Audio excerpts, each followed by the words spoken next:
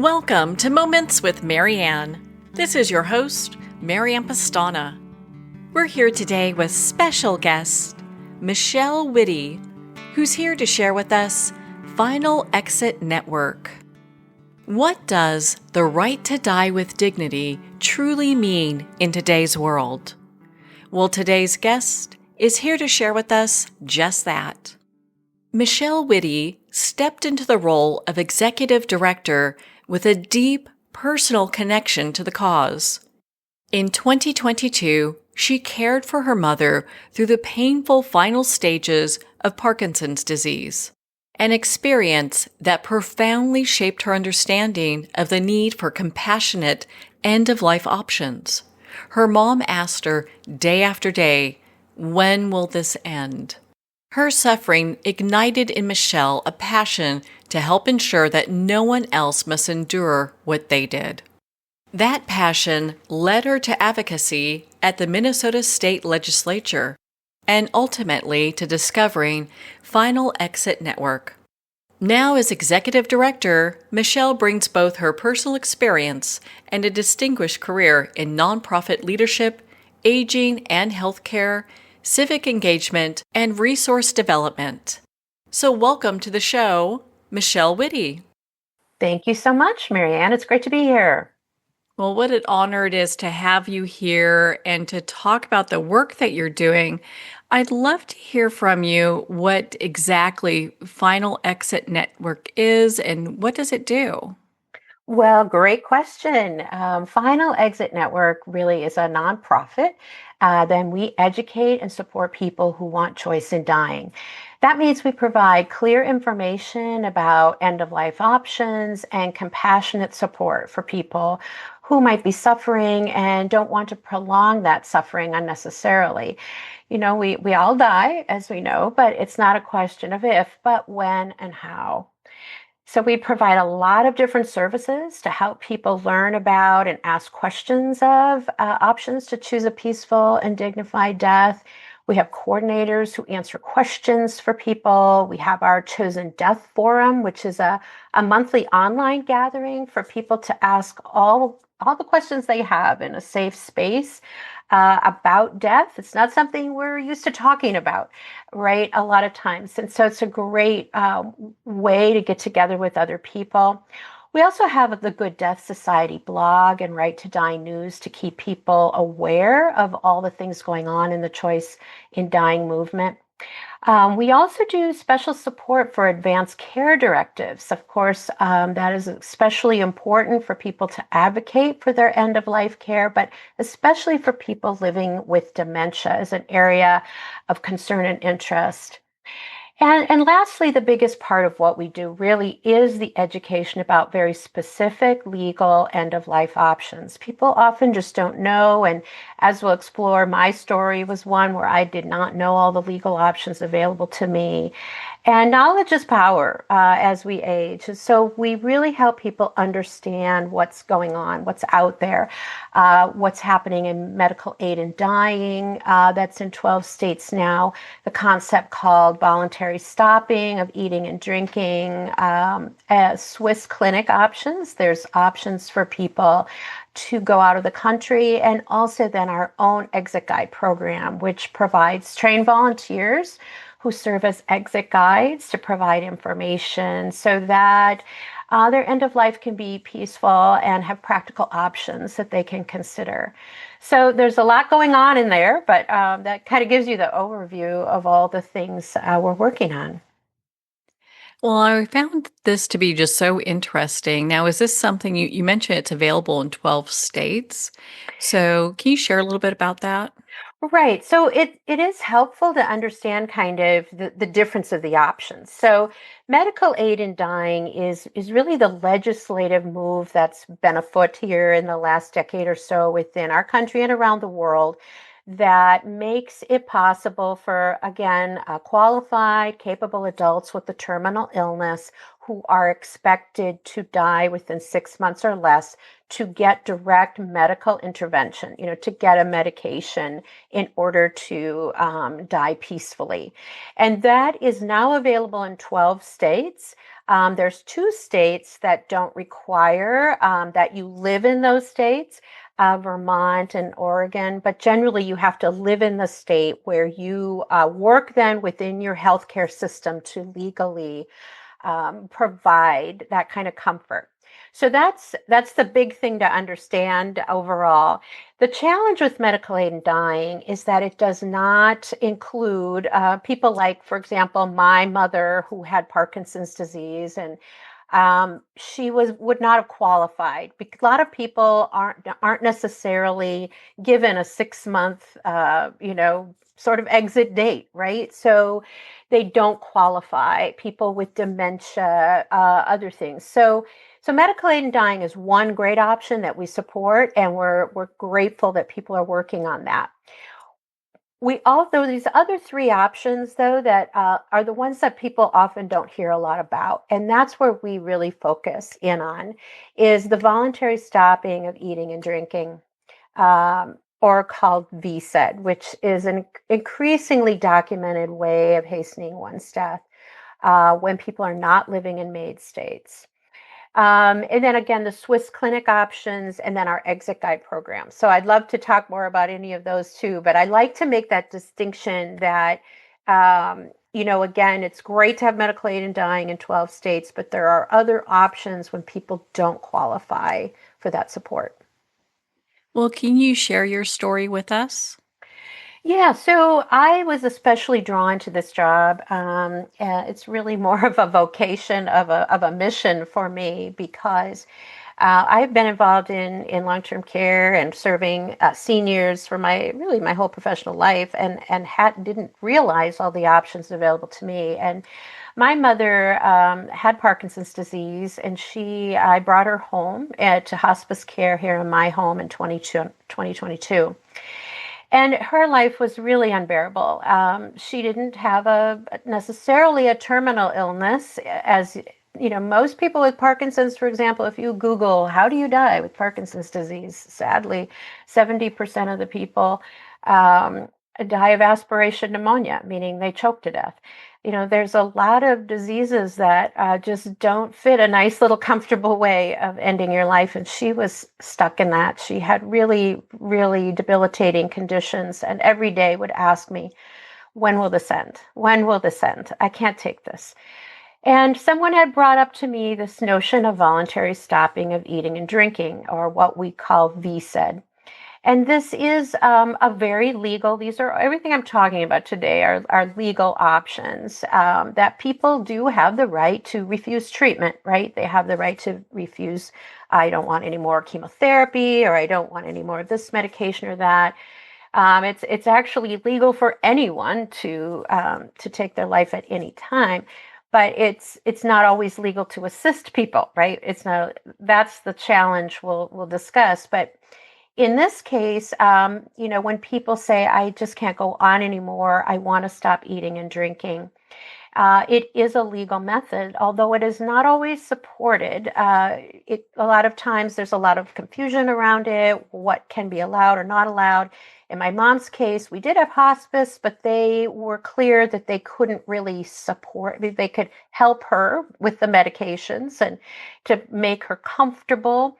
But there was still a lot of gray area, and I was very much left on my own to follow through with that. And I just kept telling her, this is your choice, Mom.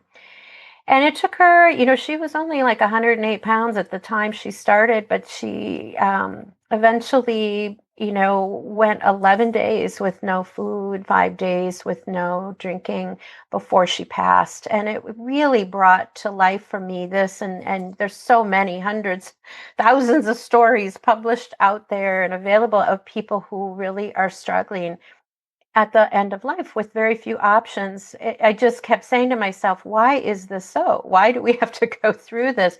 We know her life is at the end. This is a choice she has. Why can't we just give her a medication and help her pass peacefully? I sat with her through a whole day of what they call agonal breathing, which looks like they're trying to catch their breath. It was just not acceptable to me. And my mother-in-law also died a very, unfortunate death of pain and suffering with Parkinson's. So there's a lot of people who don't fit in to the medical aid in dying world. But also, I just think the whole healthcare profession has to ask themselves those questions. If you're here to do no harm, what about the harm done with people who are suffering at the end of life with no good options? So that is a popular way, for lack of a better word, that people are using to try to provide some relief. Well, thank you for taking the time to share that with us. I've actually had a really dear friend that went through something similar. She was just at the final stages of her life, very much in pain, not really responsive, not eating, not drinking, and they wanted to put in a feeding tube. And her family said no. They didn't want to do that because she was at the end of her life. And it's interesting. I know the medical field is looking to help and prolong life, but sometimes we just need to be able to say goodbye. Absolutely. It is a conundrum. Sometimes you try to understand, why do people have a problem with this? Of course, I often say there's lots of arguments about why people feel that people should not hasten their death, but there really are no good reasons. The medical world gives us many, many great choices to live our lives, joyfully. And it should and can also provide ways for us to end our life peacefully. And we need to keep pushing that conversation forward. We're very happy here at the Final Exit Network to be able to provide some comfort to people now, though, and that's one of the things was really drawn to with the organization, that so many people are just scared. A lot of people who have a bad diagnosis, or they're caring for a family member or looking ahead, and they're scared. And I'm just so, gratified that we have ways that people can come in and get their questions answered, know they have options, learn how to be a good advocate for themselves. Simply giving people that, all of that information really gives some, people power, right? I think that is, again, as I said, we really need to have that kind of power in our lives with education to know what our options are. And our program is really one of the only programs. There's so many great choice in dying organizations, and so grateful to them all, but we really provide help to people today. Again, if you need help now, you can't wait for MAID. Maybe VSED is something that you're frightened of or doesn't work for you. We also have our Exit Guide program, which provides trained volunteers who served as exit guides to provide information, so that people can have, again, that exit that's peaceful. We have a very rigorous application process and only provide education and compassionate presence. We do not, none of the organizations that are out there talking about choice in dying provide any physical assistance. We do not provide the means, but our services are to educate and help people really have their own self-autonomy shine through. All of our services are free of charge, again, supported by members and donors. We do not provide any charge for any of the services we provide. And I think that's something that people really like. People like to know, wait, I have an option. And just knowing that can provide comfort, in addition to being able to, to offer that exit guide program for folks in need. So I know we've talked a lot about choice in dying, and we may have even covered most of this. But when it comes to talking about what choice in dying means, can you share that with us? And isn't this a really controversial topic? Yeah, unfortunately, it is controversial, and yet, like we said, we're all going to die, right? And so, and we're all given choices, all along the way, we have various diseases and things that come up in our lives. We're given choices every day. So why it's controversial, of course, there are just many things that go into it. But I really, what we're really talking about choices is helping people just like they do during their healthcare to make informed decisions. It's just how to make informed decisions in your final days. So whether that's using hospice, most of us are familiar with hospice, or palliative care is another terminology that people often don't know, what does that mean? It's often pain relief and comfort. Or in some cases, it's self-directed dying. So in the case of my mother, we had hospice, we had palliative care, and none of those worked for her. We tried many, many things. She was still having, daily seizures, panic attacks, and I had like 78 bottles of medication in my house that hospice was happy to provide. And we tried all those things.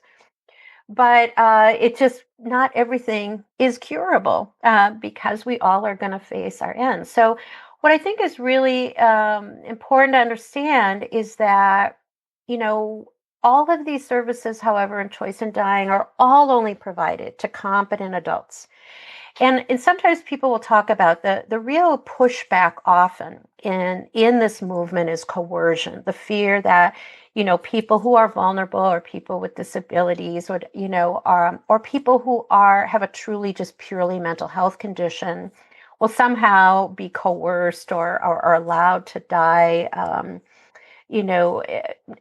not without their intent or without their consent. And I really want to point out it's really the opposite, right? When you don't have any systems in place, anyone could be coerced into anything today. What's really great about the medical aid in dying movement and all the other choice in dying options, such as we provide with Exit Guide program, is there are rigorous checks and balances. People have to produce medical records. They need to, be screened for mental health, wellness. Families are involved. There are so many checks and balances to make sure that people are competent and are facing a severe medical problem, not simply a mental health problem, before they, plan their final exit. So I really, want to try to help people better understand that this is actually our ability to better provide clear options for competent, adults making their own decision for themselves. I mean, again, it is really protects everyone, including those who maybe are fearful of people making decisions for them.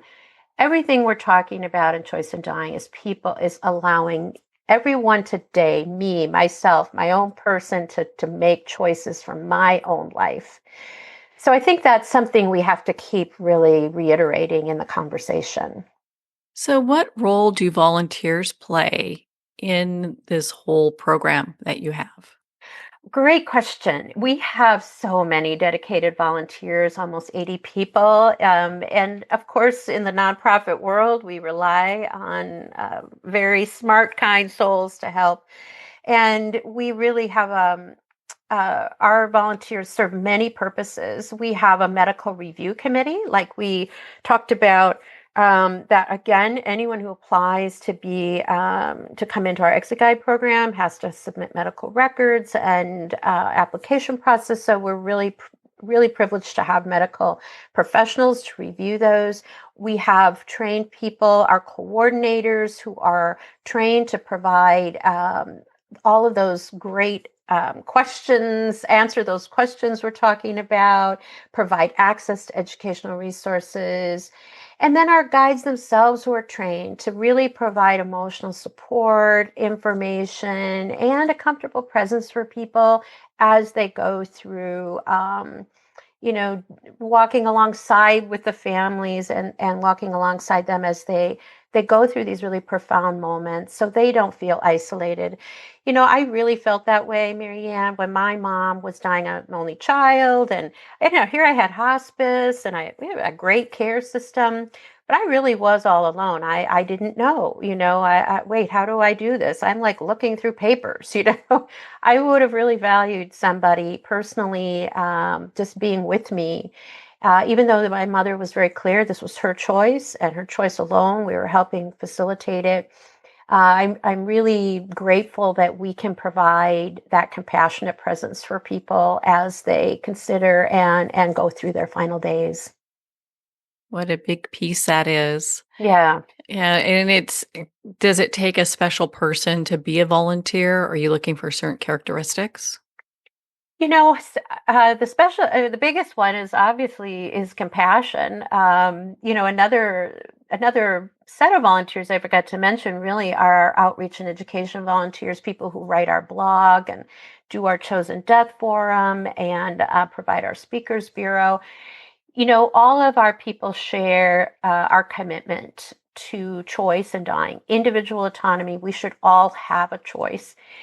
I understand that not everyone wants that choice, right? It's certainly appropriate for people to say, hey, this isn't what I want, and that's fine.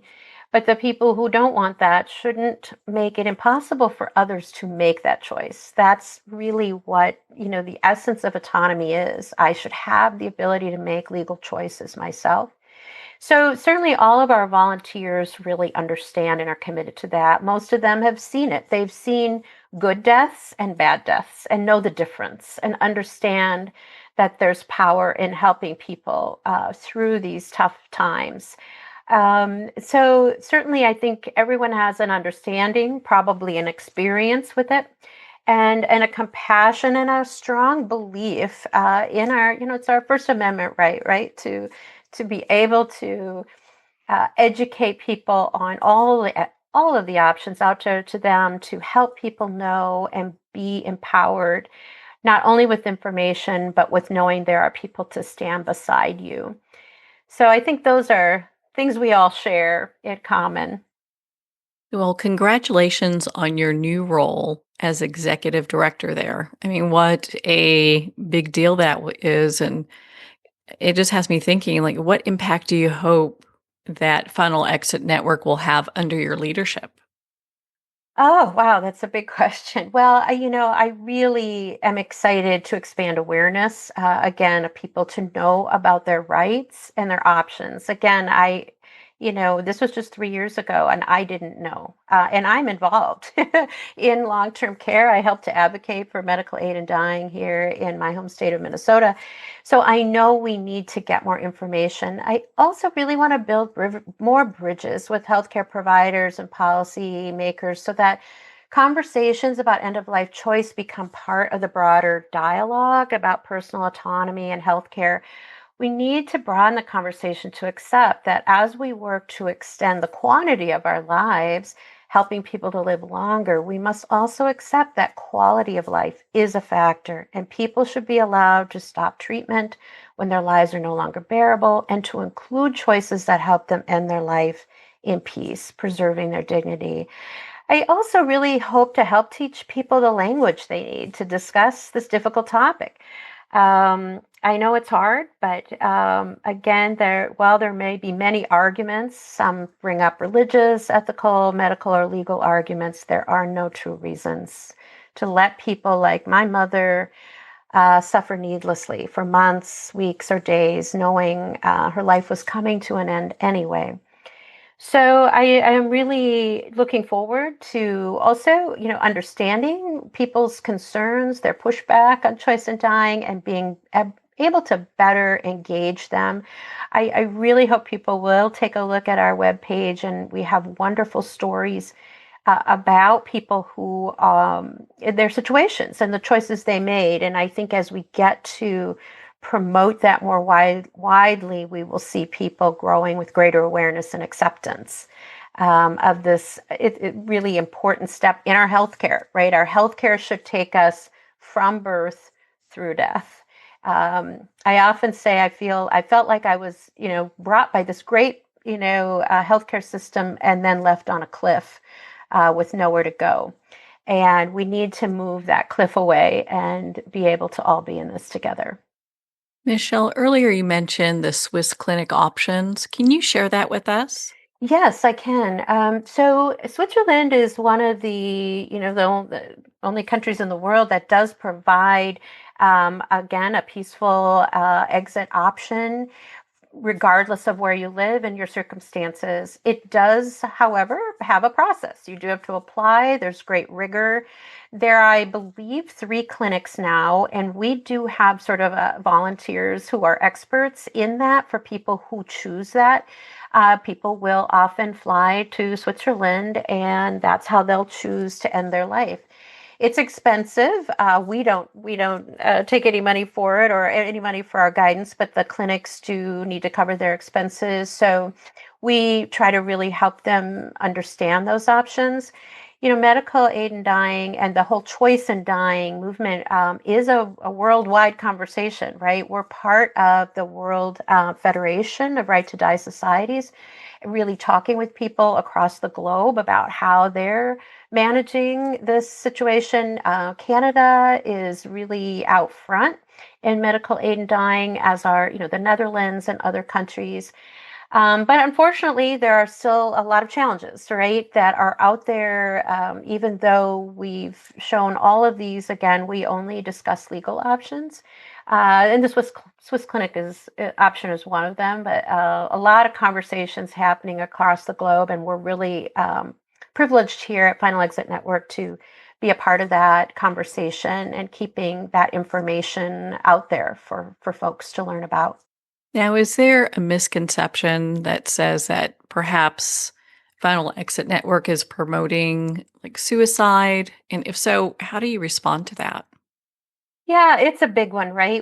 People will often talk about choice in dying as assisted suicide, and it's just a really unfortunate choice of words, right? It's a real common misconception. What we support is very rational, considered choice at the end of life when someone's facing unbearable suffering or terminal illness.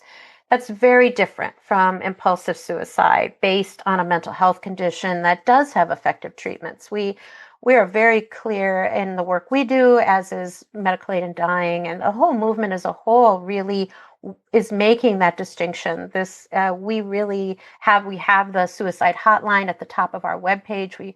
We're very clear to promote good mental health and suicide prevention for people who have other options. So, but it's very different than choice in dying and ending your life for a terminal illness or a completed life. Our focus is on compassion, autonomy, and helping people avoid needless suffering as they face difficult health conditions for which ongoing medical intervention cannot provide relief. So we really wish healthcare would provide all the options to us and help us live our lives as comfortably as possible. So we do not, I think this is the ongoing challenge in the dialogue, to look at this as assisted suicide. But when you read the stories or you encounter people like my mother and my story, and you would say, is this suicide? She is clearly at the end of her life. She has tried all these things. She's in unbearable pain. That is very different than somebody who has a mental health condition for whom there might be treatment to keep going. So we do make a very big distinction and keep pushing for others to see that distinction and allow people this important human right. I think most people don't really realize the level of pain that people go through at the end of life and just how unbearable that can be. It is so true. And I think I put the shout out there for people who kind of wonder, gosh, I don't know about this is unfortunate. It's a good fortune if you have not had to sit with someone like I did with my mother, and so many tens of thousands of people do, and watch them suffer.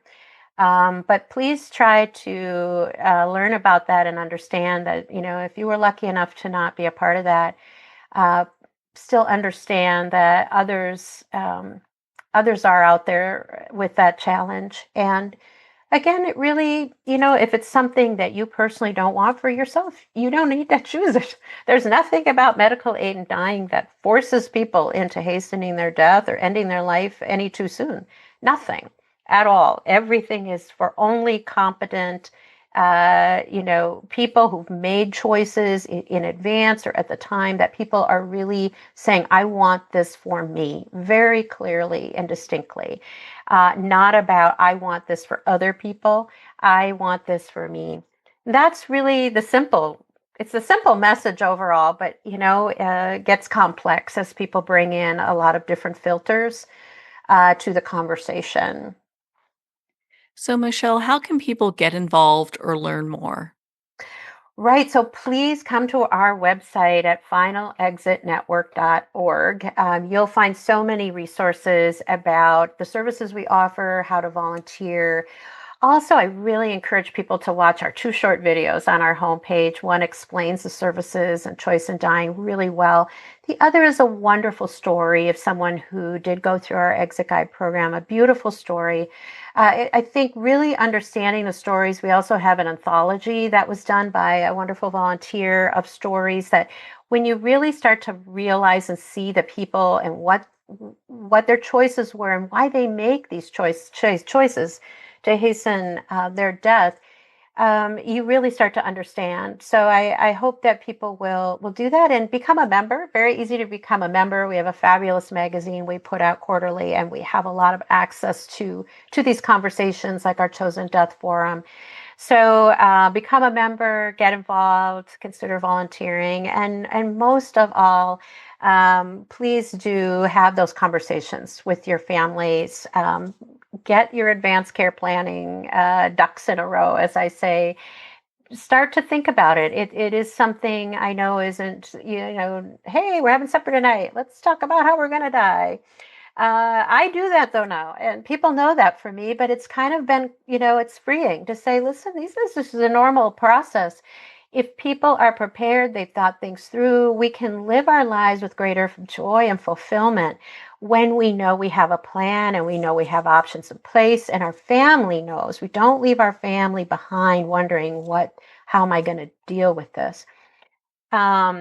So lots of ways. Please know too that everything we do is really education support. We don't provide any physical assistance or the means to end their lives, but again, we do have all that other great education and compassionate presence, and all our services are free of charge. So hop online and feel free to reach out to me personally too with any questions you might have. Well, Michelle, thank you so much for taking the time to be on the show with us here today. Well, thanks for helping me get the word out there. I appreciate it, Marianne, very much. Well, thank you, Michelle. It's been such an honor to spend this time with you and to talk about Final Exit Network. To learn more, visit finalexitnetwork.com, be part of their community, and make sure to sign up for their newsletter. Well, we're at the end of our time today. I'd like to thank everyone for tuning in. You've been listening to Moments with Marianne, where we make every moment count.